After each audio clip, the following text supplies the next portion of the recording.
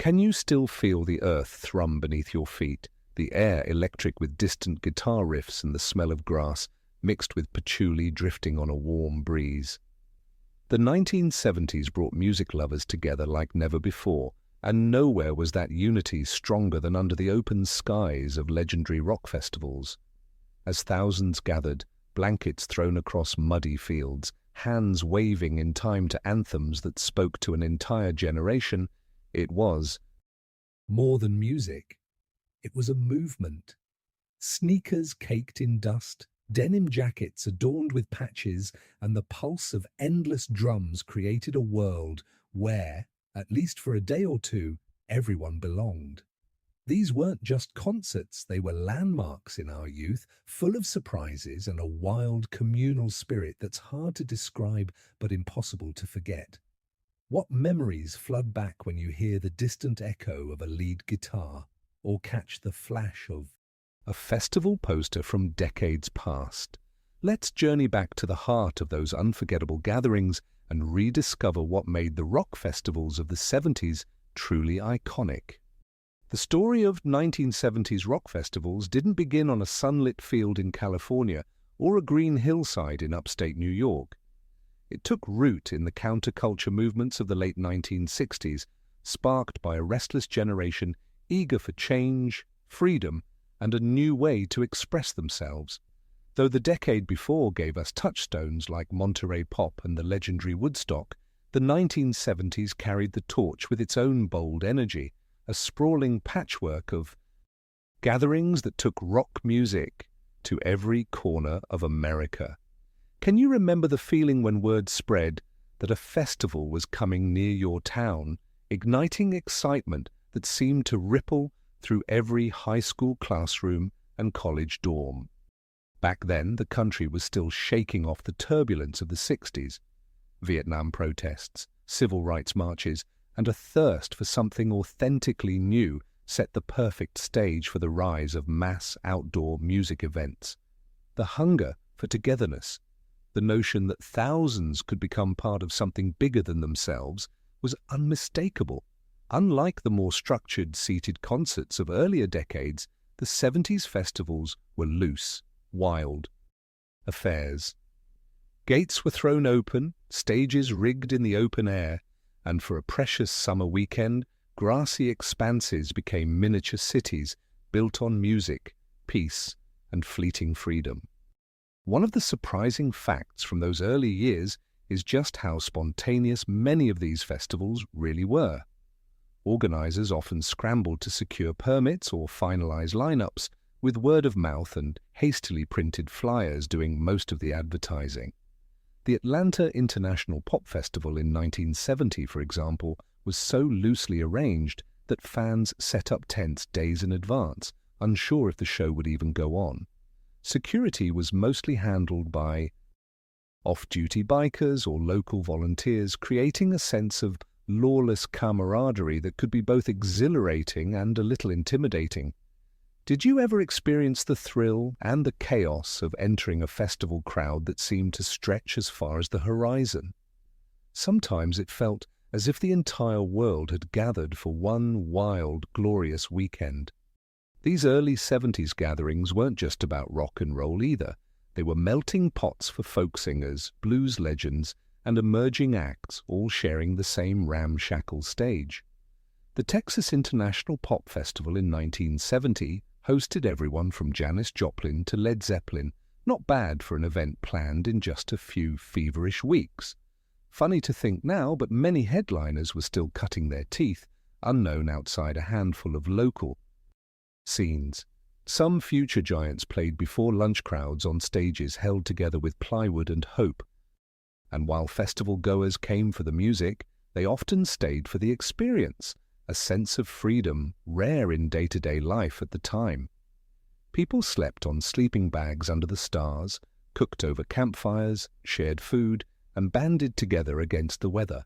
Rain or shine, seas of fans forged connections that could last a lifetime or just a couple magical days. One year at the Ozark Music Festival, a reported 350,000 people converged on tiny Sedalia, Missouri, nearly overwhelming the town in a sea of tie-dye and sunburnt smiles. Can you picture all those folks converging in one unlikely place?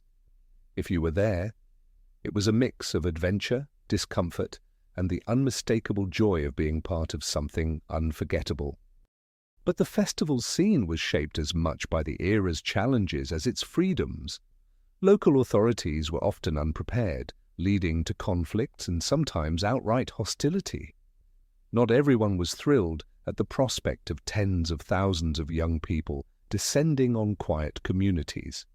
There are stories, almost mythic, from the 1971 Celebration of Life Festival in Louisiana, where authorities closed bridges and roads, leaving many fans stranded, and improvising campsites wherever they could. Imagine the resilience it took with few facilities to make the best out of those circumstances.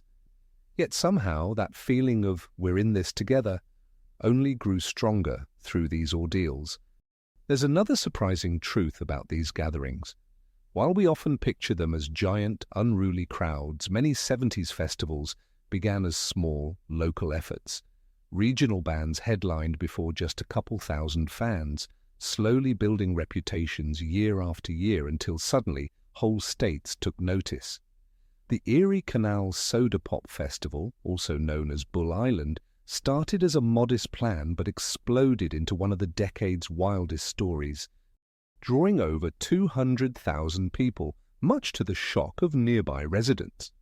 The earliest 70s festivals also marked a break from the folk-heavy lineups and political headliners of the Woodstock era, gradually shifting toward straight-ahead rock spectacle, jazz fusion, and even some early punk influences sneaking in by the latter part of the decade. All the while, these celebrations kept their spirit of inclusiveness. Hippies mingled with bikers, high schoolers rubbed elbows with grizzled rock veterans, and 100 different subcultures all found a place to belong.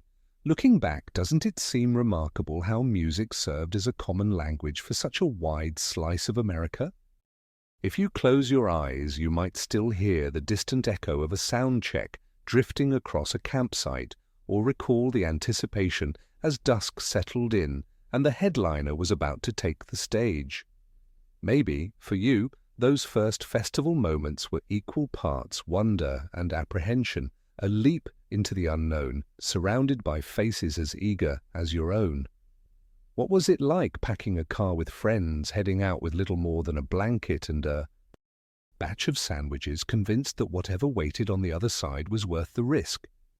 As the decade rolled forward, these festivals grew ever more ambitious, audiences swelled, stages reached new heights, and even as authorities and promoters tried to codify the wildness, that original spark, born in those loose, early gatherings, never quite faded. But what made the 70s festival scene truly unique wasn't just the size, scope, or legendary acts. It was the sense of possibility, the belief that music could erode boundaries at least for a weekend. Yet, as we'll see, the 70s weren't simply an echo of the 60s. They evolved with their own sound, style, and unforgettable innovations. Which early festival shaped your own musical memories? Or was it later, when the scene exploded into even grander spectacles? Let's move on and take a closer look at just how much the experience itself began to change as stages grew bigger and technology made the impossible possible. As we reach the end of our journey through the legendary rock festivals of the 1970s, it's impossible not to be swept up again in the sights, sounds, and sheer spirit of those unforgettable gatherings. We traced the humble beginnings, when crumpled flyers and whispered rumors called dreamers and music lovers to rolling fields and racetracks across the country. We remembered how hundreds, then thousands, and sometimes hundreds of thousands came together, united by little more than a love of music and a hunger to break free from the ordinary. We recalled the wild mix of acts, from headline legends to unsung heroes, all pouring their energy into open air and wild crowds. And we relived how these festivals weren't only about performances, but about being part of something bigger, where a sea of faces from every walk of life became instant companions, even just for a weekend. From muddy boots and denim jackets to streaks of sunburn and spontaneous friendships, the little details return as if no time has passed. The 70s transformed the rock festival from a rebellious experiment into a true American rite of passage. Outdoor arenas sprang up, massive light shows dazzled under summer stars, and the scale of it all only grew as technology and showmanship were pushed to new heights. Yet amidst the spectacle, the real heart of those gatherings was always the same, the sense of community, freedom, and release. Looking back now, it's clear these weekends weren't just escapes. They were moments when the worries of the larger world faded, replaced by music pulsing right through the crowd, laughter mixed with applause, and that feeling that no one there would ever forget. For many, those festival days summed up what youth meant: friendships forged over shared blankets, adventures that started with a single song, and memories that still linger whenever you hear a power chord ring out or smell rain on dry grass. Has the feeling of standing shoulder to shoulder as dusk fell and your favorite band took the stage ever really left you? Or is it still right there, waiting behind every favorite album or faded ticket stub? What memories did you make at those festivals? Moments that left an imprint? Stories you still tell when the music starts to play? I'd love to hear all about it in the comments. Your favorite acts, wildest adventures, or just the simple, quiet joys of being part of that amazing crowd. Please take a second to like this video if it brought back some memories, and be sure to subscribe for more trips down memory lane. Why not share with an old friend who'd appreciate some nostalgia too? We'll have more to explore together soon. After all, the soundtrack of our lives only grows richer with time.